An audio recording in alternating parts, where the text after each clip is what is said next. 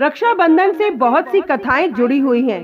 इनमें से पहली कथा का धार्मिक महत्व है, जिसे पूजन के साथ कहा जाता है।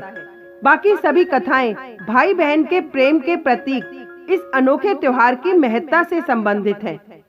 एक बार युधिष्ठिर ने भगवान श्री कृष्ण से पूछा, हे अच्युत, मुझे रक्षाबंधन की वह कथा सुनाइए जिससे मनुष्यों की प्रेत बाधा तथा दुख दूर होते हैं। भगवान श्री कृष्ण ने कहा, हे पांडव श्रेष्ठ, एक बार दैत्यों तथा सुरों में युद्ध छिड़ गया और वह युद्ध लगातार 12 वर्षों तक चलता रहा। असुरों ने देवताओं को पराजित करके उनके प्रतिनिधि इंद्र को भी पराजित कर दिया। ऐसी दशा में देवताओं सहित इंद्र अमरावती चले गए। उधर विजेता दैत्यराज ने तीनों लोगों को अपने वश में कर लिया। उसने राजपथ से घोषित कर दिया कि इंद्रदेव सभा में न आए तथा देवता व मनुष्य यज्ञ कर्म न करें। सभी लोग मेरी पूजा करें। दैत्यराज की इस आज्ञा से यज्ञ, वेद, पठन पाठन तथा उत्सव आदि समाप्त हो गए। धर्म के नाश से देवताओं का बल घटने लगा। यह देख इंद्र अपने गुरु बृहस्पति के पास गए तथा उनके चरणों में गिरकर निवेदन करने लगे, गुरुवर, ऐसी दशा में परिस्थितियां कहती हैं कि मुझे यहीं प्राण देने होंगे।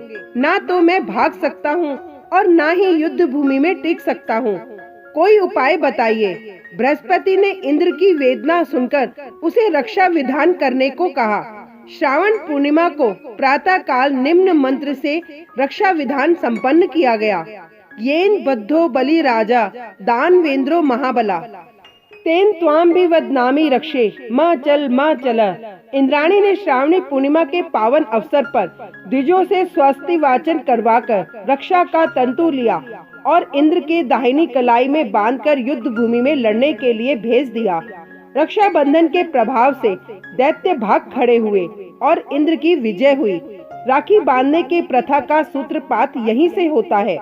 दूसरी कथा में भारतीय इतिहास के अनुसार मुसलमान शासक भी रक्षाबंधन की धर्म भावना पर न्यौछावर थे। जहांगीर ने एक राजपूत स्त्री का रक्षा सूत्र पाकर समाज को विशिष्ट आदर्श प्रदान किया। इस संदर्भ में पन्ना की राखी विशेषता उल्लेखनीय है। एक बार राजस्थान की 2 रियासतों में गंभीर कलह चल रहा था। एक रियासत पर मुगलों ने आक्रमण कर दिया। अवसर पाकर दूसरी रियासत वाले राजपूत मुगलों का साथ देने के लिए सैन्य सज्जा कर रहे थे। पन्ना भी इन्हीं मुगलों के घेरे में थी। उसने दूसरी रियासत के शासक को, जो मुगलों की सहायतार्थ जा रहे थे, राखी भेजी। राखी पाते ही उसने उल्टे मुगलों पर आक्रमण कर दिया। मुगल पराजित हुए। इस तरह रक्षाबंधन के कच्चे धागे ने दोनों रियासतों के शासकों को पक्की मैत्री के सूत्र में बांध दिया। तीसरी कथा के अनुसार एक बार भगवान श्री कृष्ण के हाथ में चोट लग गई तथा खून की धार बह निकली।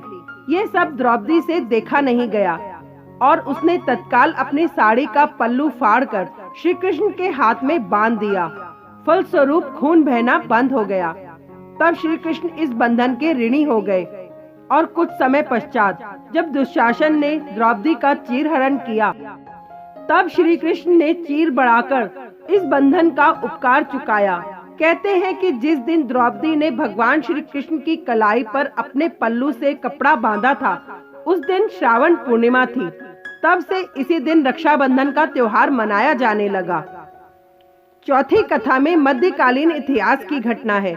चित्तौड़ की हिंदू रानी कर्मवती ने दिल्ली के मुगल बादशाह हुमायूं को अपना भाई मानकर उनके पास राखी भेजी थी। हुमायूं ने रानी कर्मवती की राखी स्वीकार की और समय आने पर रानी के सम्मान की रक्षा के लिए गुजरात के बादशाह से युद्ध किया। पांचवी कथा के अनुसार सिकंदर ने पूरे विश्व में अपना परचम लहराने की सोच रखी थी। उसने चारों ओर युद्ध करते और जीते हुए भारत की सीमा में प्रवेश किया। उसका सामना भारत के राजा पेरू से हुआ। राजा पेरू अत्यंत पराक्रमी, बलशाली और वीर पुरुष थे। उन्होंने सिकंदर को पहले ही युद्ध में धूल चटा दी। तब सिकंदर की पत्नी ने अपने पति की रक्षा के लिए राजा पेरू को राखी भेजी। राजा पेरू आश्चर्य में पड़ गए, लेकिन राखी के धागों का सम्मान करते हुए उन्होंने इसे अपने कलाई पर बांध लिया। जब सिकंदर और राजा पेरू का आमना सामना हुआ तथा राजा पेरू ने सिकंदर को मारने के लिए तलवार उठाई, तब उन्हें कलाई में बंधी राखी दिख गई और तलवार को रोक दिया। वह बंदी बना लिए गए। दूसरी ओर जब सिकंदर ने राजा पेरू की कलाई पर अपनी पत्नी द्वारा भेजी हुई राखी देखी तो उन्होंने भी अपना बड़ा दिल दिखाते हुए राजा पेरू को मुक्त कर दिया और राज्य लौटा दिया। Thank you.